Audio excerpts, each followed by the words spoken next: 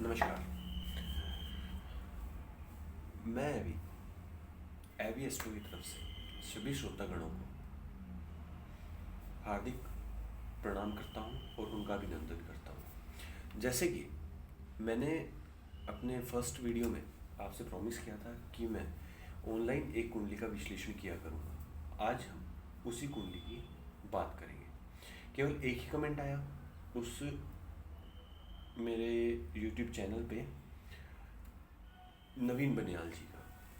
नवीन बनियाल जी हैं ने कमेंट किया था, जिनकी जन्म की तारीख 30 सितंबर 1984 और समय सुबह के 1:32 है और ऊना शहर में इन्होंने जन्म लिया।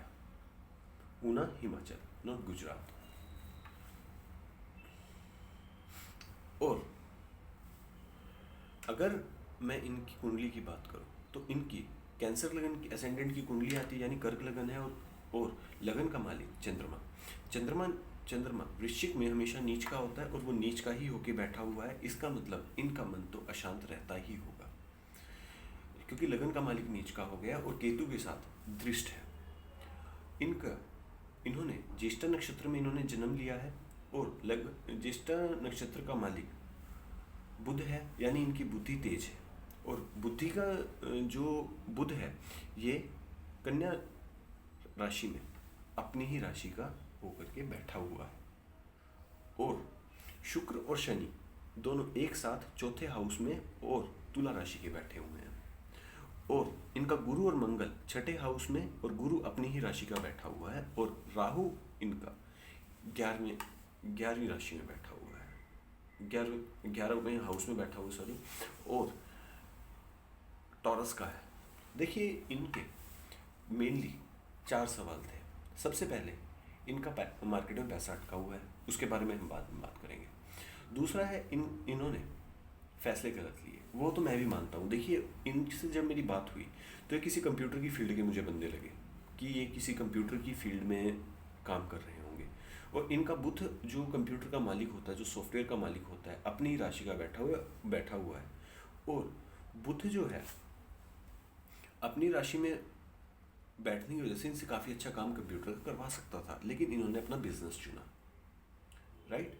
और इस टाइम इनका मुर्गी फार्म है, अपना मुर्गी फार्म है इनका ऊना के अंदर, इन्होंने मुझे बताया। और लेकिन उनसे कोई ज़्यादा बेनिफिट इन्हें नहीं हो रहा है।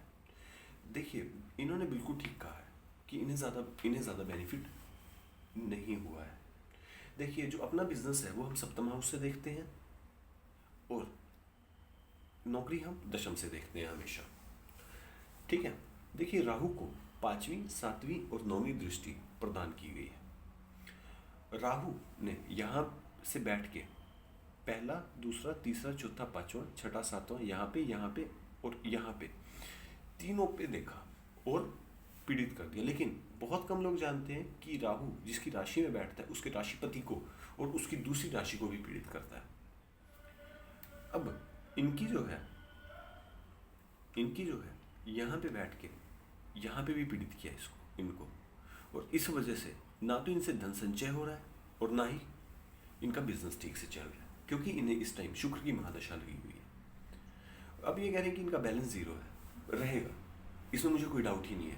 ये कभी पैसा इकट्ठा नहीं कर सकते हैं।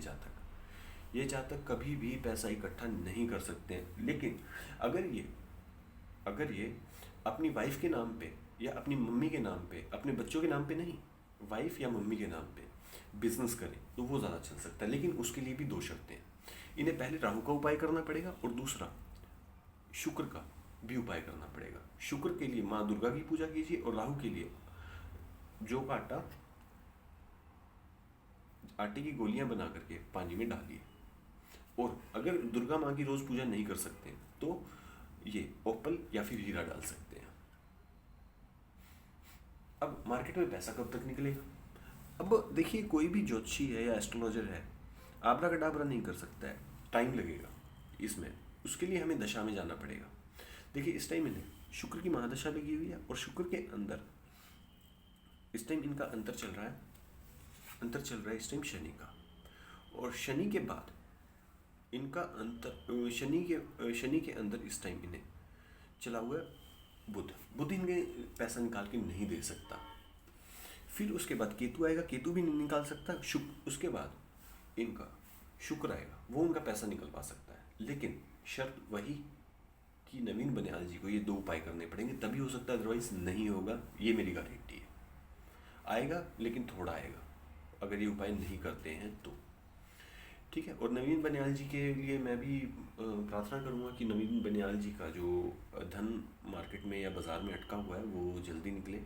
मुर्गी फार्म इनका जल्दी सेटअप हो। और इन्होंने दूसरा मुझसे पूछा कि इनका जो बिज़नेस है, जो भी बिज़नेस है, बिज़नेस चेंज करना चाहते हैं, लाइन चेंज करना चाहते हैं कि सर्विस स्टेशन खोलना चाहते हैं, तो खोलिए, कोई दिक्कत नहीं है। क्योंकि शनि इनका काफ़ी अच्छा है, शुक्र भी काफ़ी अच्छा है। ये सैलून भी खोल सकते हैं, अपना कोई पार्लर वगैरह भी खोल सकते हैं, कोई भी दिक्कत इन्हें नहीं आने वाली। अब हम ज्योतिष के एक छोटे से कॉन्सेप्ट की बात करते हैं। देखिए, ज्योतिष के अंदर आज हम ग्रहों की और उनकी दृष्टियों की बात करेंगे। देखिए, सभी ग्रहों को इसी कुंडली से ही आपको समझ आ जाएगा कि दृष्टियों को हम कैसे देखते हैं। देखिए, सभी ग्रहों को 7वीं दृष्टि तो सभी ग्रहों को दी गई है। अब दृष्टि को हम देखते कैसे हैं? देखिए, ये शुक्र और बुध इनका एक साथ बैठा हुआ है। शुक्र और बुध को केवल 7वीं दृष्टि प्रदान की गई है। पहला, दूसरा, तीसरा, चौथा, पांचवा, छठा, सातवां, इस तरीके से देखते हैं। सभी ग्रहों को 7वीं दृष्टि दी गई है। राहु को 5वीं, 7वीं, 9वीं दृष्टि दी गई है। और केतु को भी, और मंगल को 4थी, 7वीं, 8वीं दृष्टि दी गई है। शनि को 3री, 7वीं, 10वीं दृष्टि दी गई है। और गुरु को 5वीं, 7वीं, 9वीं दृष्टि दी गई है। और मंगल को मैं फिर से बता रहा हूँ 4थी, 7वीं, 8वीं दृष्टि दी गई है। और सभी को केवल एक ही दृष्टि दी गई है, केवल और केवल 7वीं। और जितने भी बचे हुए में कौन आया? सूर्य, बुध और चंद्रमा, ये 3 है। अब शनि की 10वीं दृष्टि को हम कैसे देखेंगे? शनि मान लीजिए इनका यहीं पे बैठा हुआ है, पहला, दूसरा, तीसरा, यहाँ पे देखेगा, यहाँ से यहाँ पे पहला, दूसरा, तीसरा, चौथा, पांचवा, छठा, सातवां, फिर यहाँ पे देखेगा, 8वां, 9वां, 10वां, फिर यहाँ पे देखेगा। इस तरीके से ये देखते हैं। आज के लिए ज्योतिष में के इस चैनल पे आज मैं इतना ही रखता हूँ। और अगर आपको पसंद आए तो like, share and subscribe. And thank you so much for watching. And भगवान आपका भला करे और कृपा रखे माता रानी।